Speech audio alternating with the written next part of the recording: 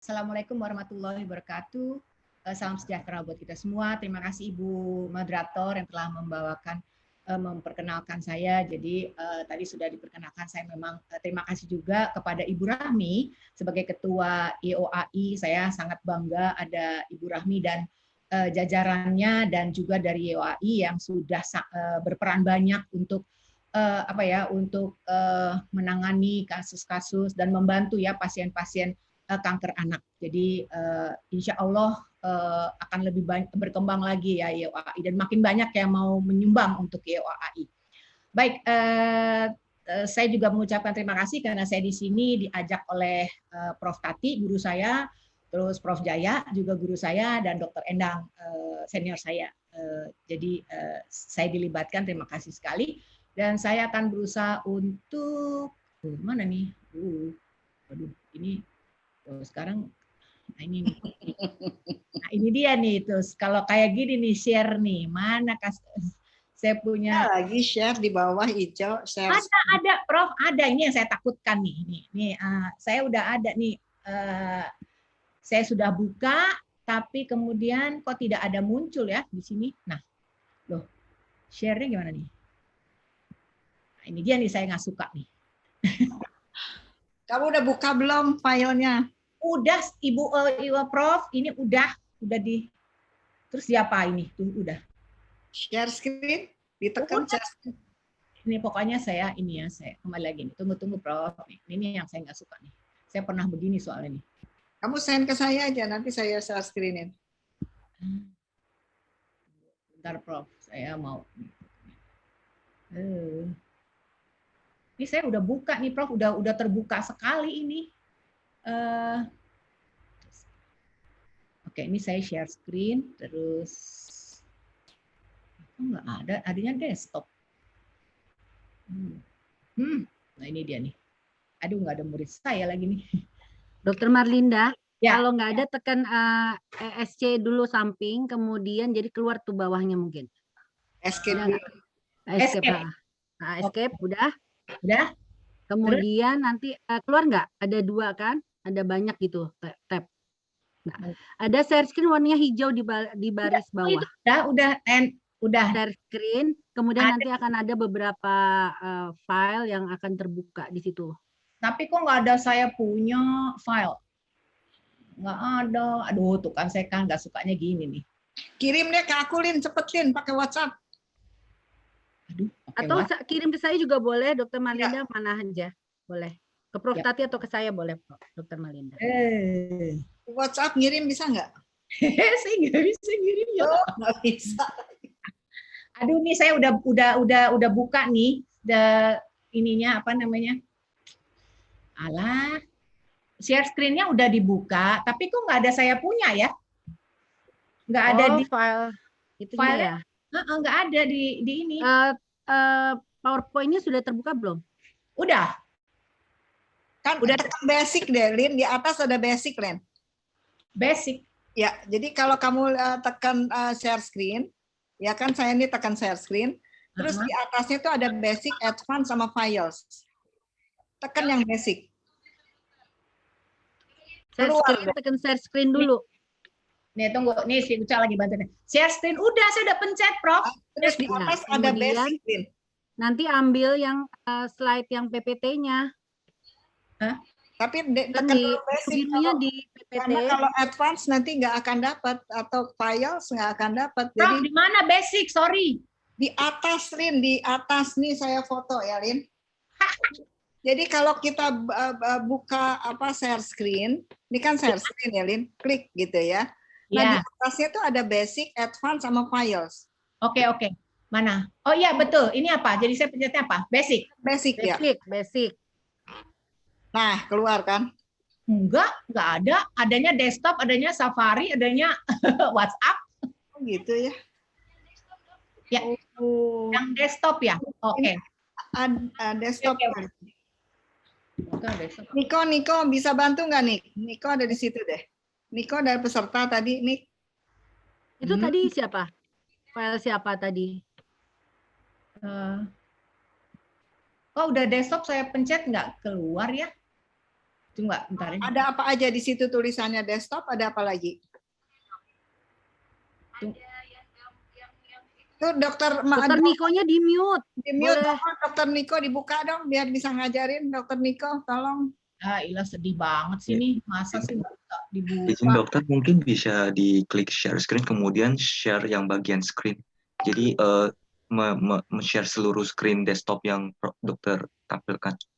Oh iya, share screen, terus gimana? Nah, ini pada saat ini boleh dibuka PowerPoint-nya, Dok? Prof. Udah dibuka. PowerPoint-nya. Udah. Nah, ya. Nah, Habis ini itu udah. di-play, Prof. Dokter boleh di-play, Dok. Udah. Ini udah nih. Nah, itu udah keluar, Lin. Sudah keluar. Oh ya udah. Maaf ya. Oke. Sekarang pakai play. Ya, aku tahu sekarang. Jadi Oke, baik. terima kasih ya. Aduh, gaptek sekali ini ternyata ya. Ini slideshow. Nah, udah kelihatan? Halo? Halo? Kelihatan. Sudah Dokter Marlina. Sudah kelihatan, Dok. Aduh, mohon maaf ya guru-guru semua, Ibu Rahmi atas kegaptekan saya.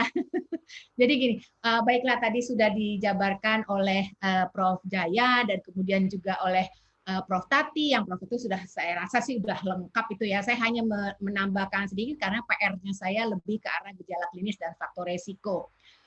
Jadi, nah tadi Prof. Tati juga sudah menerangkan karsinoma nasofaring itu di mana sih letaknya. Kenapa juga ini salah satu alasan kenapa karsinoma nasofaring itu lebih sering datang dalam keadaan stadium lanjut. Karena itu tadi kata Prof. Tati bahwa satu sempit, tempatnya lokasinya sempit, kita nggak bisa melihat dengan mata telanjang. Jadi tersembunyi di belakang hidung, Jadi inilah letaknya tadi ya. Jadi kalau kita lihat secara di gambar atas endoskopi itu adalah nasofaring. Dan kemudian kalau kita lihat kenapa juga nanti gejalanya juga lebih sering awal-awal adalah awalnya dini adalah telinga yang tertutup, telinga rasanya penuh. Karena apa? Nasofaring itu di fossa Rosenmuller letaknya dekat dengan muara tuba. Jadi kalau kita popping gitu kan pop kebuka. Pada orang yang nasofaring awal kemungkinan begitu di popping mungkin yang satu sisi yang ada tumornya akan rasanya wok nggak kebuka gitu. Sementara yang satu ada nasofaring yang bersih itu akan terbuka pop gitu. Nah, itu sebenarnya adalah gejala dini, tetapi seringkali orang suka lupa. Baik. Berikutnya adalah nah ini tadi ya udah jelas bahwa tadi Prof. Tati udah secara gamblang, tapi saya hanya ingin menjelaskan ini ada tiga gambar yang menarik menurut saya. Tidak menarik buat pasien, tapi menarik buat kita dokter untuk memberikan edukasi. Kenapa? Karena yang tadi saya katakan bahwa karsinoma nasofaring paling sering datang dengan hampir 80% datang dengan limfadenopati coli, pembesaran kelenjar getah bening. Jadi kalau kita lihat bisa unilateral, bisa bilateral. Rata-rata yang datang ke RSCM itu adalah yang seperti kanan bawah, bilateral, sehingga akan menimbulkan gangguan pernapasan karena pendorongan massa ke dalam saluran napas dan kemudian juga akan menekan banyak sekali struktur-struktur yang penting. Yang berikutnya adalah di tengah adalah gambaran nasofaring, gambaran tumor nasofaring berdasarkan nasoendoskopi. Jadi kita bisa bayangkan bahwa sulit sekali untuk melihat di mana sih kanker nasofaring itu tanpa ada bantuan alat yang namanya nasoendoskopi. Ini kalau kita lihat ya, bahwa tadi udah secara gamblang, saya akan sedikit mengulas sedikit karena tadi Prof. Tati sudah demikian jelas ya bahwa tumor ganas pada anak yang jarang ditemukan di Eropa maupun di Asia, walaupun di tempat insiden yang sangat tinggi, misalnya di Asia. Kalau kita lihat ada kalau di Indonesia itu kita nggak punya bimodal. Dulu kita tuh paling banyak predileksinya pada usia 50-60 tahun, 50-50 tahun, 45-55 tahun. Tapi sekarang nanti akan saya sampaikan bahwa ternyata sudah bergeser insidensnya itu. Dan kita sudah sering kali mendapatkan kanker nasofaring yang usia 7 tahun, 8 tahun, pernah 4 tahun. Dan itu mereka datang dengan enlargement of lymph node, pembesaran kelenjar getah bening, dan kemudian sampai harus di tracheostomy karena masanya itu nggak cuma di samping kanan kiri, tapi juga ke depan. Jadi dia udah nggak bisa napas. Jadi dia perlu dilakukan tracheostomy. Nah, Ada negara yang punya dua bimodal, yaitu di Afrika Utara dan Mediterania. Dia itu ternyata ada dua puncak. Puncak pertama pada 10 sampai 20 tahun dan kemudian puncak kedua 50 sampai 60 tahun. Dan mereka sudah banyak menulis tentang karsinoma nasofaring ini yang bimodal. Nah, ini tadi sudah disebutkan oleh Prof. Tati, saya tidak akan mengulang lagi ya. Nah, saya lebih menyampaikan gejala klinisnya. Ini adalah gambaran yang didapat dari waktu saya melakukan penelitian, yang salah satu promotornya adalah Prof. Tati dan Prof. Jayadiman. Nah, kalau kita lihat ada kecenderungan peningkatan usia. Kalau ya tadi lebih banyak pada 50, tapi sekarang di bawah 30 tahun itu lihat tahun kalau kita lihat pada tahun 2000 itu yang kurang dari 30 tahun sekitar 12,9%, sekitar 13%. Kemudian ternyata pada 2005 naik sampai doubling, 2 kali lipat. Dan ini bukan hanya kurang dari 30 usia 30, tapi sudah mulai banyak yang di bawah 10 tahun. Kenapa sih? Mungkin nanti saya akan sampaikan. Jadi mungkin ini ibu rahmi ya. Jadi mungkin nanti akan kita tidak mengharapkan gitu makin banyak kanker anak ya dari kait karsinoma nasofaring, tapi ternyata memang agak banyak sekarang gitu ya. Nah, inilah faktor risiko yang mungkin saya harus sampaikan. Ada tadi kalau nggak salah dokter siapa yang udah bertanya kepada saya ya, Dokter Wijayati apa siapa ya. Nah, sebenarnya apa sih faktor risiko? Kita sebutkan bahwa tadi Prof. Tati sudah sampaikan, Prof. Jaya sudah sampaikan bahwa cancer itu adalah multifaktor. Nggak ada cancer yang hanya unifaktor. Apakah dia genetik saja? Enggak. Apakah dia hanya virus EBV? Enggak. Apakah dia hanya gizi yang buruk? Enggak. Harus ada faktor lain yang saling mempengaruhi. Dan kemudian yang memang sudah disampaikan, virus Epstein-Barr virus, kita sebutnya nih, peneliti selalu bilangnya bukan EBV, tapi everybody virus. Karena apa? Hampir semua orang itu 95% mengandung EBV. Apakah EBV akan menularkan, akan menjadi cancer? Belum tentu. Bisa saja dia punya virus EBV di dalam tubuhnya, tetapi bisa saja dia tidak menjadikan cancer nasofaring. Tapi apa? Dia bisa menjadi limfoma malignom atau misalnya gastric cancer. Kalau apa? Ada paparan lain. Misalnya apa? Ada faktor genetik. Misalnya orang tuanya, kakek neneknya, AAIIUUEO-nya gitu, ada yang menderita cancer. Tidak harus genetiknya itu cancer nasofaring. Yang lain apa? Paparan lingkungan. Jadi misalnya apa? Sekarang anak-anak itu sudah mulai banyak kekurangan gizi. Dalam arti gizi ya, makanan yang baik. Orang tua biar lebih gampang bawa aja ke McD, bawa ke Kentucky Fried Chicken, beliin. Di Belanda yang saya tahu, mungkin Ibu Mbak Endah juga tahu ya, bahwa makin banyak sekarang anak-anak yang obesitas. Karena apa? Orang tuanya nggak mau sibuk, anak dikasih HP, anak dikasih suruh nonton TV, dikasih junk food, dikasih burger, dan lain sebagainya. Akibatnya apa? Kurang gerak dan kemudian kurang buah, kurang sayur. Nah, sebenarnya inilah yang sebenarnya faktor-faktor yang mempengaruhi, yang juga menimbulkan, karena apa? Karsinoma nasofaring itu paling banyak di fossa Rosenmuller. Kemudian fossa Rosenmuller itu adalah kenapa? Virus itu selalu senang di tempat yang titik lemah.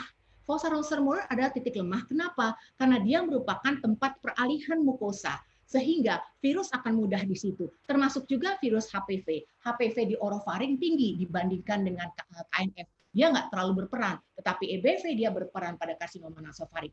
Selain itu apa? Yang juga harus kita perhatikan, seringnya infeksi saluran napas atas. Dengan kata lain apa? Harus ada faktor inflamasi yang berulang. Dan faktor inflamasi yang berulang itu adalah faktor yang melemahkan daya tahan tubuh anak. Daya tahan tubuh anak akan dipengaruhi oleh juga kurangnya dia asupan gizi yang baik, dalam arti kurang buah, kurang sayur, kurang istirahat. Apalagi sekarang gadget udah banyak, anak-anak udah makin sering deh. Kita kalau pulang ke rumah aja, emang kita dilihat sama anak? Enggak, HP dia sibuk. Hai sayang, hai mama. Nah, begitu aja. Jadi sekarang itu sudah mulai berubah dan dia karena banyaknya dia lebih di rumah, apalagi webinar nih sekarang ya. Jadi geraknya dia juga berkurang, olahraganya dia juga berkurang. Nah itu. Nah, karsinogen. sekarang kita lihat banyak sekali orang yang mau mendatangkan keuangan dengan membuat sesuatu yang memasukkan faktor-faktor kimiawi ke dalam makanan. Misalnya tahu supaya enak, dikasih formalin, ya. Terus kemudian ikan asin supaya tahan lama, jadi dia nggak mendatangkan kerugian. Disuntik dengan pemutih misalnya supaya warnanya. Dulu saya suka makan ikan jambal, warnanya kuning, bagus, mengkilat. Sekarang ikan jambal nggak ada yang kuning. Ikan jambal itu warnanya putih. Karena apa? Dicuci sama pemutih, kemudian disuntik dengan formalin. Jadi itu sendiri kalau dikonsumsi oleh sejak anak-anak, sehingga apa dalam waktu yang lama dan terus-menerus, sehingga si EBV itu akan menjadi aktif. Itu loh mungkin yang faktornya. Jadi tidak ada faktor. Ya rokok juga ya, tapi kita juga lihat anak masa ngerokok. Nah bahayanya bukan anak-anak yang rokok, tapi orang tuanya dan lingkungannya jadi perokok pasif. Jadi ingat Bapak Ibu, jangan merokok. Kalau merokok, kalau mau racunin, pergi sendiri, racunin diri sendiri. Jangan ngeracunin orang sekeliling, termasuk anak-anak. Itu ya. Kenapa juga di Belanda ada roken room? Itu karena mereka menghargai orang lain punya hak untuk mendapatkan udara yang bersih. Mungkin itu ya. Baik, gejala. Saya berapi-api nih karena ya begitulah ya. Karena agak gemes juga nih dengan keadaan ini. Nah, tadi ya saya sudah bilang, saya sudah disampaikan bahwa yang paling utama, mungkin ini kali lebih bagus ya. Nah, ini lebih bagus. Gejala dini dan gejala lanjut. Kalau misalnya gejala dini, ini yang tadi saya bilang, karena lokasi nasofaring. Ini adalah gambar yang bagus nih. Di sebelah kiri bawah, ini adalah di belakang dari rongga hidung. Nah, ini gambarannya. Jadi yang sebelah kiri itu yang kayak ada sumurnya, itu adalah muara tuba. Nah, tiang di tengah itu adalah septum nasi, tulang hidung kita sampai ke belakang. Nah, kemudian ini adalah yang benjol-benjol itu berbenjol, itu adalah tumornya. Tumornya itu kalau dia menekan satu sisi, dia akan menekan muara tuba, sehingga akibatnya apa? Telinganya rasanya kalau kita pergi ke puncak atau ke ketinggian, kayaknya aduh pengeng gitu. Padahal itu gejala awal. Ya, nah yang lain apa? Kalau telinganya penuh lama-lama akan berair, kemudian akan apa? Bocor, akan bolong. Kemudian juga nanti akan tinnitus, berdengung. Yang lain kalau dia ke hidung, tadi kata Prof. Ati bilang dia menyumbat hidung, salah satu dari belakang. Hidung tersumbat. Kenapa juga bukan epistaksis? Beda ya Bapak Ibu sekalian, bukan epistaksis. Epistaksis itu adalah hidung berdarah. Kalau ini lendir bercampur darah. Kenapa? Karena apa? Tumornya ini fragile. Jadi kalau dia misalnya dengan bersin atau apa, dan itu pembuluh darah halus akan pecah, sehingga akibatnya lendirnya itu mengandung ada serat-serat darah. Ya, kemudian yang lain adalah gejala lanjut kalau dia ke atas karena nasofaring dekat dengan dasar tengkorak, akibatnya sakit kepala yang hebat. Kemudian apa? Lebih lagi dia bisa masuk ke dalam foramen itu lubang yang jalannya saraf-saraf. Kalau dia kena 346, saraf 36, akibatnya kayak pria ini yang sebelah kanan.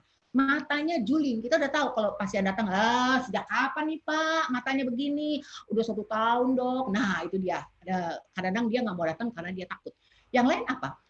Kalau dia dari nasofaring, dia meluas keluar dari situ nasofaring, akibatnya apa? Ada pembesaran penjara getah bening. Sehingga sebenarnya yang saya mau tampilkan adalah pada sisi yang kiri itu masih dini. Kalau yang sisi kanan gejala lanjut udah ada pembesaran penjara getah bening, udah ada yang namanya paresis syaraf kranialis atau kelumpuhan syaraf kranialis, atau misalnya lidahnya begitu, dia beloknya ke kiri. Berarti nervus 12 udah kena tuh. Ya, atau misalnya gangguannya pada